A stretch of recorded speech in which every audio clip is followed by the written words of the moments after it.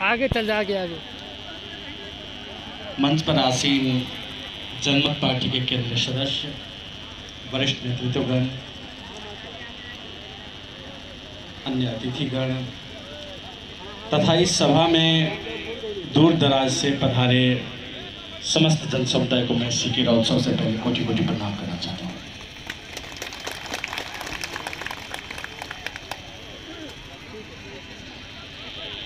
अब आप सब काफ़ी देर से बैठे हैं और काफ़ी धूप में काफ़ी काल तक बैठे हैं, तो इसलिए थोड़ा दुख भी लग रहा है कि आप सबको काफ़ी कष्ट झेलना पड़ रहा है। लेकिन खुशी भी इस बात से है कि इतना कष्ट झेलने के बाद भी,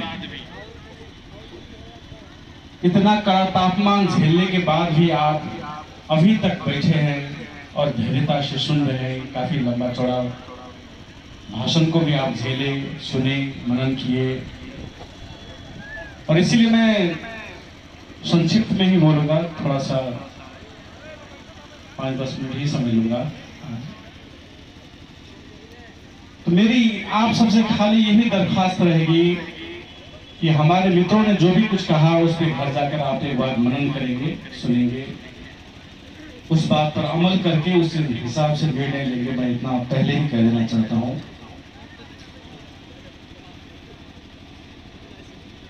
और इस सभा को आज रखने का तात्पर्य ये था कि आज फाल्गुन 7 होते हैं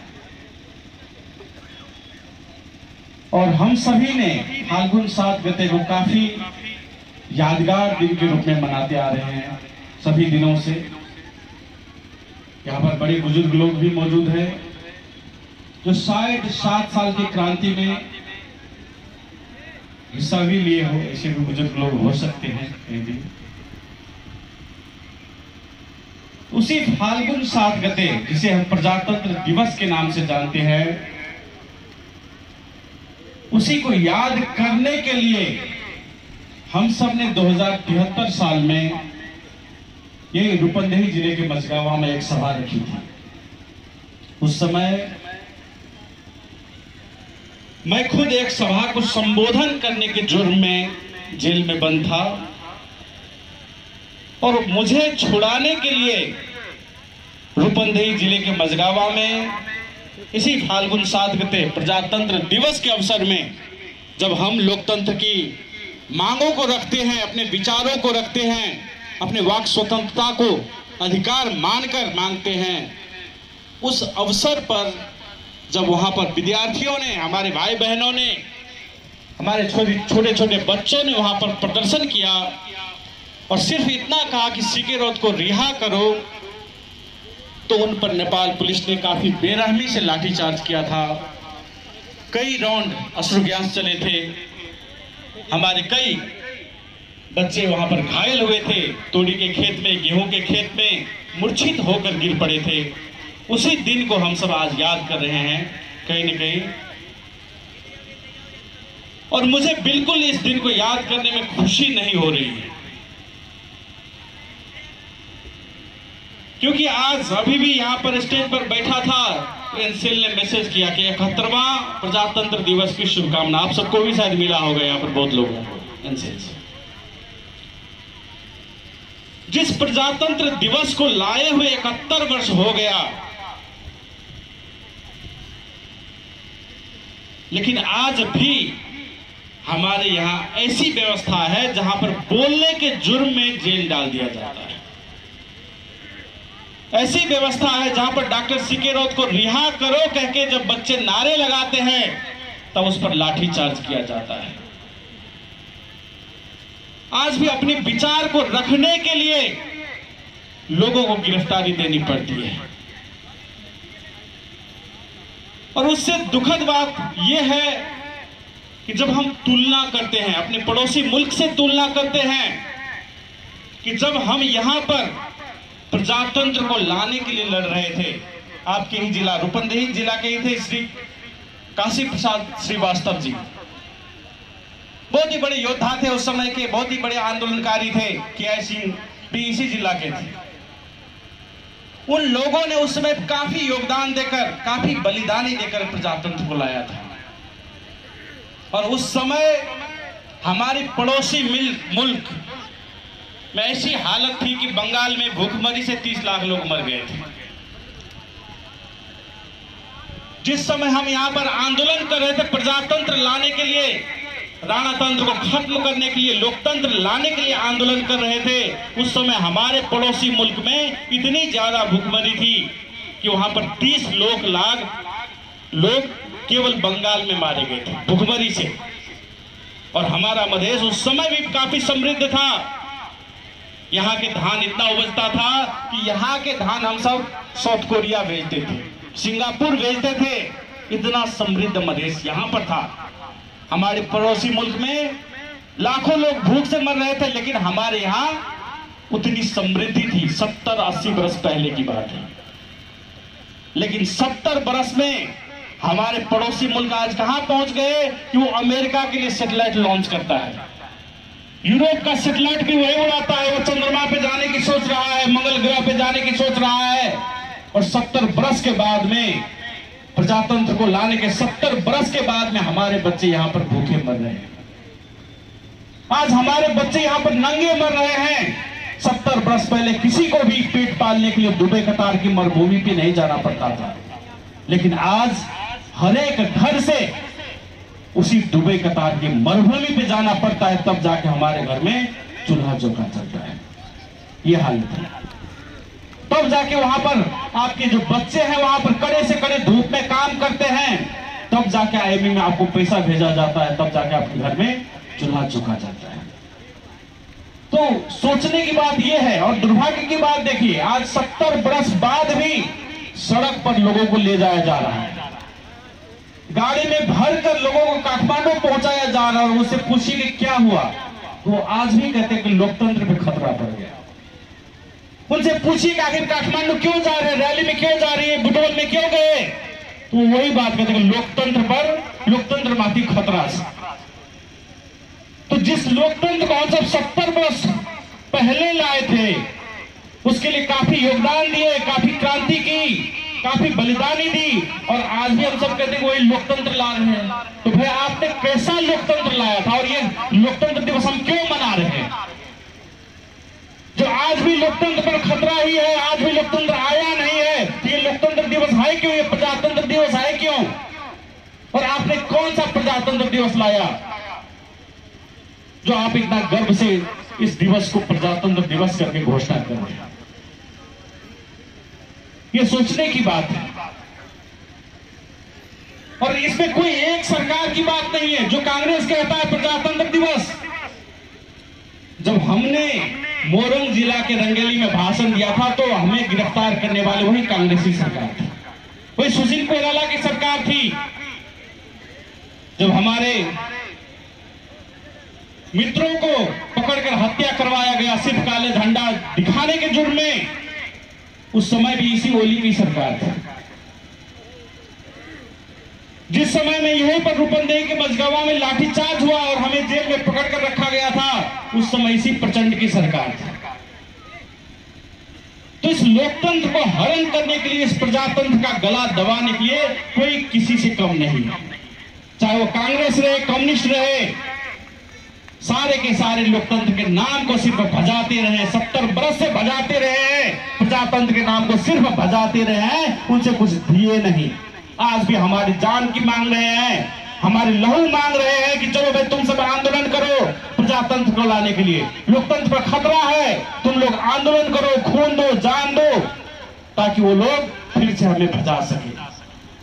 हमारे जीवन में कोई परिवर्तन नहीं है, हमारा जीवन तो बद से बदतर होता जा रहा है।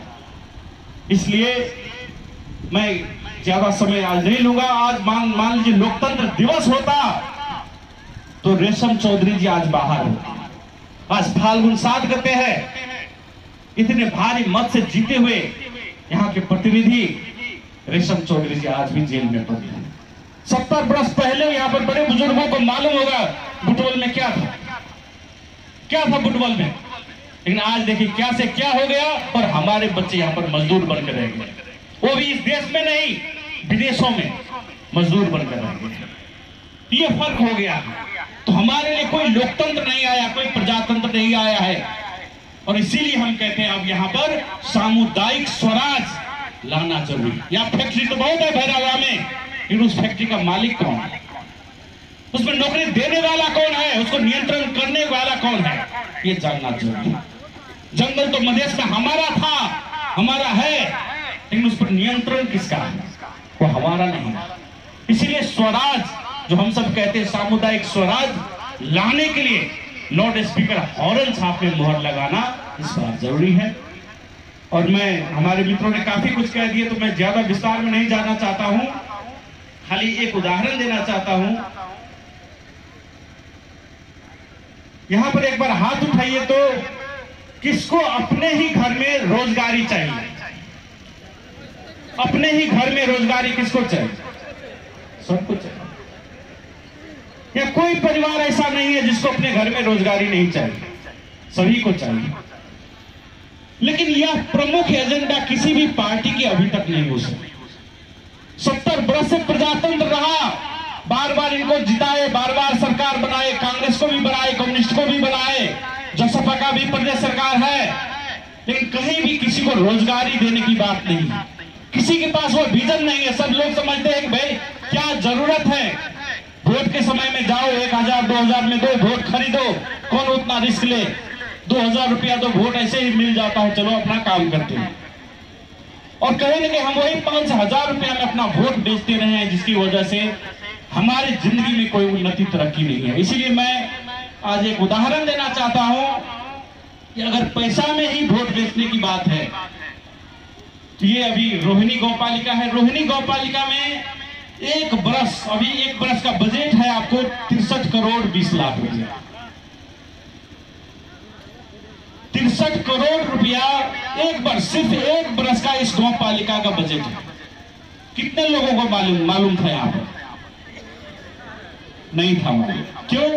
क्योंकि यहाँ पर जनता राज नहीं है, यहाँ पर नेता राज है, गुंडाओं का राज है, जंगल राज है। नेता का राज होने के कारण से वो जनता का पैसा आने पर भी जनता को सूचित नहीं किया गया, जनता से पूछा नहीं गया कि वो पैसा कहां पर खर्च किया जाएगा। जनता को वो पैसा का खबर भी नहीं होने दिया। वो नेता लोग कुछ रूम में बैठेंगे, वहीं पर पैसा का बांट फाड़ करके वहीं से ऊपर से खा जाएंगे। लेकिन याद रखना है, वो पैसा किसी सरकार की नहीं है, वो पैसा किसी नेता की नहीं, वो पैसा किसी मेयर या अध्यक्ष की नहीं है, वो पैसा जनता की पैसा है, वो पैसा आपकी पैसा है। और वो पैसा एक साल के लिए ही, सिर्फ एक बरस के लिए 63 करोड़ 20 लाख रुपया आया है। और मैं यहीं बैठकर देख रहा था अभी मोबाइल में, और इस रोहिणी गौपालिका की जनसंख्या लगभग 37,000 है। और हम सब परिवार में 10 लोग तो रहते हैं।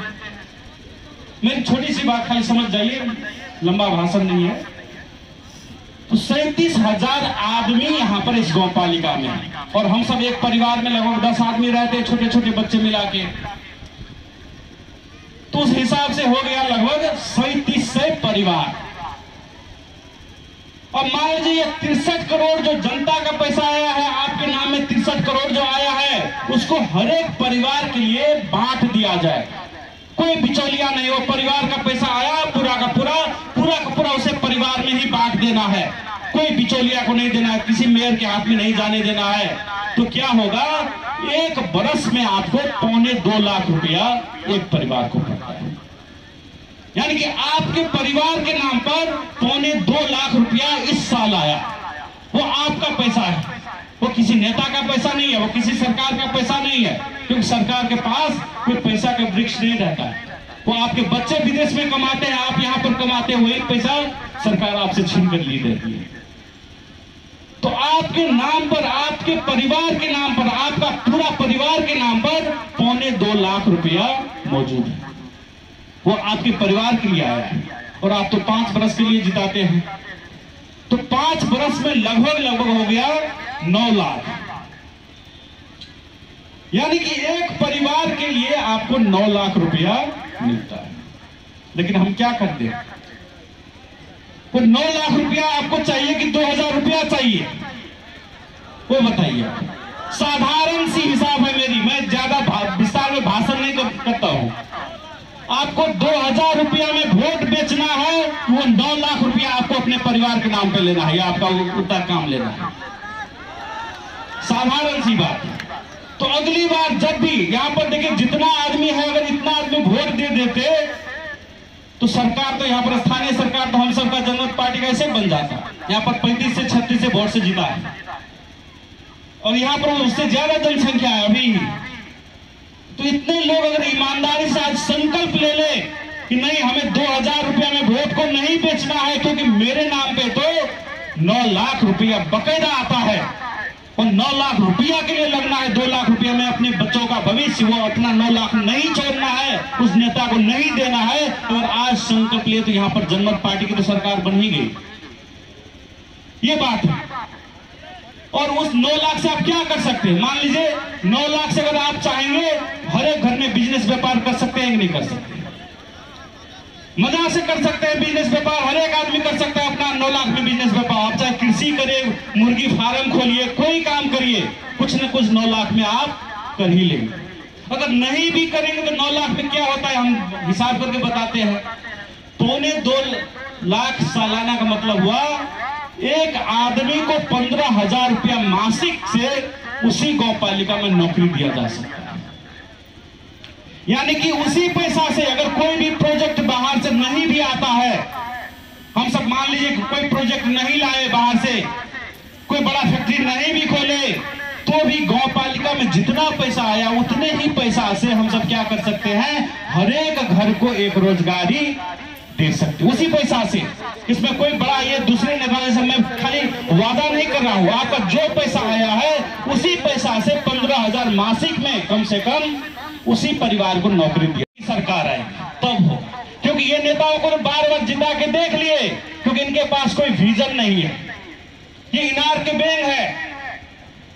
बहुत लोग पूछते कि भाई आप इतने नौकरी कहां से देंगे, तो बताइए मान लीजिए आज जो दुबई कतार है जिसमें सिर्फ मरुभूमि है, बालुआ ही बालुआ है, रेत ही रेत है, पानी नहीं है, वह मरुभूमि वाला देश, वह बालू वाला देश हमारे देश से 10 लाख लोगों को वहां पर ले जाकर नौकरी दे सकता है। हमारी भूमि देखें तो खेतों में कैसे हरियाली है, ऐसे हरियाली स्वर्ग जैसी भूमि पर हम सब अपने लोगों को नौकरी नहीं दे सकते, बकायदा दे सकते। उसके लिए एक विजन वाला लीडर चाहिए, विजन वाली पार्टी चाहिए, और उस विजन वाली पार्टी की सत्ता चाहिए, सरकार चाहिए, उसके बाद ही हो सकता है। इसीलिए अगले चुनाव में जब भी होगा आप सब ये हिसाब भूलिएगा नहीं, और मैं ये हिसाब यहाँ पर नहीं कर रहा हूँ, आप सब अपने बच्चों से भी कराकर देख लीजिएगा अगर भरोसा नहीं हो रहा है तो घर में जाकर। लेकिन हम सबको याद रखना है कि अगली बार किसी भी हालत में अपने वोट को नहीं बेचना है, और कोई पैसा थमाने आ भी जाता है तो उससे कितना रुपया मांगना है, 9 लाख रुपया, कि 5 वर्ष में भाई हमारे नाम पे 9 लाख रुपया आता है, पहले वो 9 लाख रुपया दो, उसके बाद हमसे वोट की बात करो। क्लियर कट बात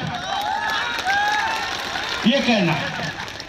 और हम सब ने बार बार दूसरी पार्टियों को देख चुके हैं, कांग्रेस को 60-70 वर्ष से देख रहे हैं, कम्युनिस्ट को भी 25-30 वर्ष से देख रहे हैं, और हुआ क्या, यहां पर कोई हमारी स्थिति सुधरी नहीं।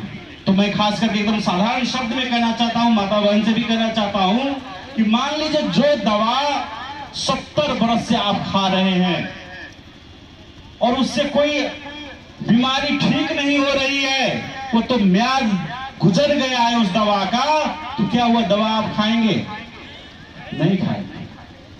तो वही है कांग्रेस, एमएलए, ये माओवादी, जितनी भी पार्टियां, या म्याद गुजरी हुई दवा है, और म्याद गुजरी हुई दवा है। तो म्याद गुजरी हुई दवा आप जितना भी खाएंगे उससे ठीक नहीं होने वाला है। हम सब ने खाकर, बार बार खाकर देख चुके हैं, उससे ठीक नहीं होने वाला है। तो हम सबको वो म्याद गुजरी हुई दवा नहीं खाना है, बल्कि जो कि पूरा लैब में टेस्ट होकर आया है उसी दवा को, जनमत पार्टी के लाउड स्पीकर हॉर्न छाप वाली दवा को खाना है। वही मधेश का इलाज कर सकता है, वही जनता राज ला सकता है, वही आपके घर घर में एक रोजगारी दे सकता है। दूसरी बात मैं माता बहन से भी खास करके उदाहरण के तौर पे कहना चाहता हूं, मान लीजिए आप सब घर में दूध तो रखते हैं, जो दूध रखते हैं तो उस दूध की रखवाली करने के लिए आप बिल्ली को तो नहीं रखते हैं। दूध दूध की, मान लीजिए एक बाटी में या लोहिए में दूध है, तो उस दूध को देखने के लिए, रखवाली करने के लिए आप बिल्ली को नहीं रखते। क्यों? क्योंकि अगर दूध की रखवाली करने के लिए अगर बिल्ली को रखेंगे तो जैसे आपका नजर झुका वो बिल्ली दूध पी जाएगी। उसी तरह जब हम 50 रुपया 100 रुपया के दूध की रखवाली करने के लिए बिल्ली को नहीं रख सकते हैं, तो मधेश की रखवाली करने के लिए, आपकी गौपालिका की रखवाली करने के लिए, आपका हक अधिकार की रखवाली करने के लिए उस कांग्रेस कम्युनिस्ट एमएलए नाम की बिल्ली को कभी नहीं रख सकते। जब भी रखेंगे तो हमारा दूध पिएगा। ये साधारण उदाहरण से समझिए, इतनी सी बात। अब रह गया कुछ लोग ऐसे भी हैं जो चले आते हैं, ऐसे जो धोती कुर्ता पहन के भी चले आते, कहते भाई देखो हम भी मधेसी हैं, हम भी काले हैं, हमें ही वोट दो, हम भी मधेशवादी कह के आ जाते हैं। तो याद रखना है और उनको बताना है कि काले तो हम हैं, मधेसी हैं, लेकिन कालिया नाग भी काला ही होता है। और कालिया नाग में और इंसान में बहुत फर्क होता है। और नाग को या सांप को 20 बरस 10 बरस भी आप दूध पिलाएंगे तो वो डसेगा ही। तो ये जसपा नाम की जो पार्टी है, जो यहाँ पर आके कहते हैं भाई हम भी तो मधेसी हैं कह के कहते हैं, आपको फसलाते हैं, उनको ये समझाना है कि भाई सांप को कितना हो दूध पिलाएंगे तो डसेगा ही। और वही हुआ, यहाँ राम मनोहर जी का तस्वीर जो लगा है, राम मनोहर यादव का, उसको मरवाने वाले कोई और नहीं थे, वही जसपा के अध्यक्ष ने इनको पकड़वा कर हिरासत में हत्या करवा दी थी। तो हम सब इस जसपा नाम के सांप को, कालिया नाग को कितना हो दूध पिला देंगे तो भी यह मधेशियों को ही डसेगा। इतनी बात गांठ खोलकर, गांठ बांधकर समझ लेना है, इतनी सी बात है।